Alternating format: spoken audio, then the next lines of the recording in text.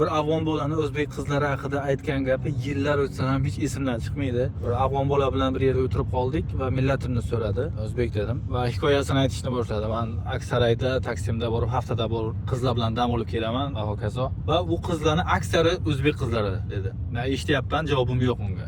Davom etdi. Biz afg'onlar dedi, ayollarimiz chet elga kelib, xususan bu yerlarda bunaqa ishlar qilishlikka aslo yo'l qo'yib qo'ymaymiz, yo birlashib turib qaytarib jo'nataveramiz, yoki shu yerda nima qilsa qilamiz, uni tiyib qo'yamiz. Hech qachon bemalol bu narsani qilishga yo'l qo'yib qo'ymaymiz dedi. Men unga javobim yo'q edi. Suhbatni kesib turib ayrildim. Va haqiqatdan qaraylik, bizning ayollarimizni bunaqa achinarli holatga tushishlikka kim aybdor? Nima sababdan bu holatga kelib qoldi? Biza o'zbek erkaklari, o'zbek oilasi erkaklari bu ayollarimiz bo'lsa, o'zbek oilasi ayollari. Bizning har bir erkakning o'zining qadriyati bor. Ya'ni or nomusi bor. Va bizning nomuslarimiz kim? Albatta o'zbek ayollari. Agar biz ayollarimizga nomusimiz deb qarasak, shunga ko'ra harakat qilsak, bunaqa holatga kelmagan bo'lardik. Ya'ni biz shunaqa holatga keldikki, nomusimiz bilan kimlardir o'ynayapti, bizga baribir ya'ni. O'zimizning ichimizdagi holatga qaraylik. Bir qiz, ayol ajrashib keldi. Unga nomusimiz deb qarab turib, uni sha'nini toptalmasligi uchun bir qayg'uramizmi yoki boshqa narsa haqida o'ylaymizmi? O'zimizning ichimizda.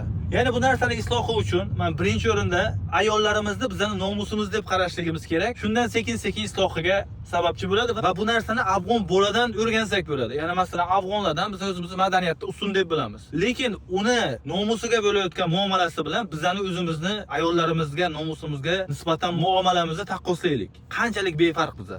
Yana sizlar nima deb o'ylaysizlar? Mening fikrim shu. Bunga bunaqa holatga kelishga nima sababchi va buni qanday isloh qilsak bo'ladi?